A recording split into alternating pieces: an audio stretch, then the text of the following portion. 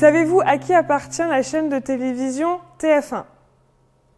Est-ce que vous savez à qui appartient la chaîne de télévision C8?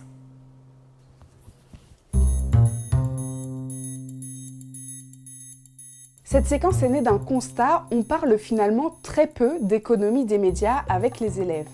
Pourtant, c'est quelque chose d'essentiel de décrypter avec eux le paysage médiatique français, de se demander qui possède quels médias et quelles conséquences éventuelles cela peut avoir sur l'information et le travail du journaliste. Pour travailler sur ce sujet, on a imaginé 3 séances.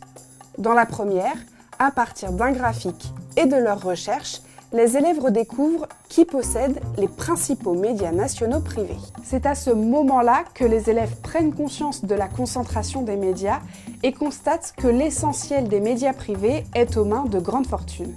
La deuxième séance permet de leur demander pourquoi ces propriétaires, qui sont à la tête de groupes industriels dans le secteur du luxe ou de l'armement, investissent dans des médias. C'est l'occasion de réfléchir aux conséquences éventuelles que cela peut avoir sur l'information, mais aussi sur le fonctionnement de la démocratie. Si vous regardez autour du rachat par Vincent Bolloré, ce qu'on voit clairement sur CNews notamment, vous avez de plus en plus d'invités de droite et notamment de plus en plus d'invités d'extrême droite. Ce qui est important, c'est que les élèves ressortent de la séance avec une vision nuancée de ce sujet.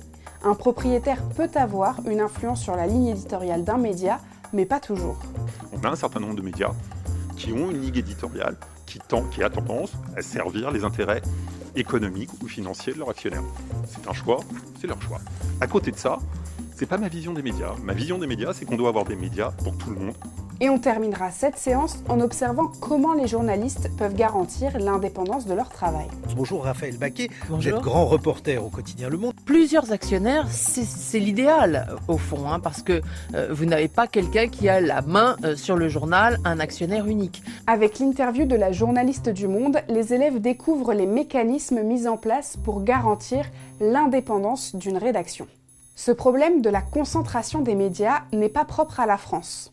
En juillet 2023, la Commission européenne a souligné qu'en Europe, la concentration des médias d'information conserve un niveau de risque élevé pour la liberté de la presse et le pluralisme.